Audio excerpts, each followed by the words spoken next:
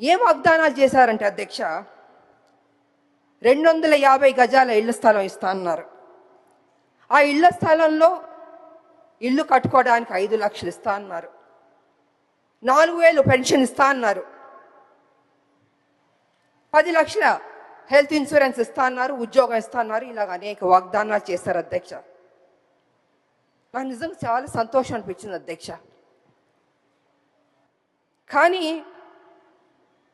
ఏమైందంటే అధ్యక్ష, అధికారంలోకి వచ్చింది కాంగ్రెస్, అన్నీ జరిగిపోయినాయి అధ్యక్ష.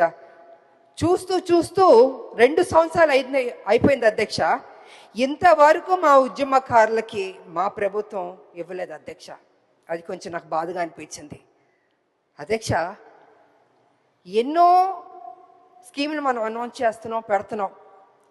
మా ఉద్యమకారులకు ఫస్ట్ ప్రయారిటీ ఇచ్చి చేస్తుంటే, ఏదైతే మనం కదా చెప్పాం ఉద్యమకారులకి ఇల్లు ఇస్తా అన్నాం, పెన్షన్ ఇస్తా అన్నాం, ఆరోగ్యం గురించి హెల్త్ ఇన్సూరెన్స్ ఇస్తా అన్నాం, ఉద్యోగం ఇస్తాను, ఇలా అన్నీ మనమే చెప్పాం కదా అధ్యక్ష.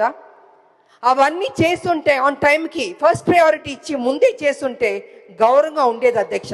ఇవాళ పరిస్థితి ఏమైందంటే అధ్యక్ష, ఉద్యమకారులు అడుగుతున్నారు, అయ్యా మీరు కదా మాకు ప్రామిస్ చేశారు, ఏమైంది అని వాళ్ళు చాలా గౌరవంగా మర్యాదగా ప్లీజింగ్గా అడిగారు అధ్యక్ష. కానీ నాకు తెలియదు అధ్యక్ష, ఎందుకు డిలే అయిందో నాకు తెలియదు అధ్యక్ష. ఇవాళ కమిటీ వేస్తానని కూడా అని చెప్పారు. నా ఉద్దేశంలో అయితే అధ్యక్ష, కమిటీ అన్నది కొంచెం డిలే అవుతుంది అధ్యక్ష. ఇప్పటికే 2 ఏళ్ళు అయిపోయింది, 2 ఏళ్ళు పైన అయిపోయింది మా ప్రభుత్వం వచ్చి, కాంగ్రెస్ ప్రభుత్వం.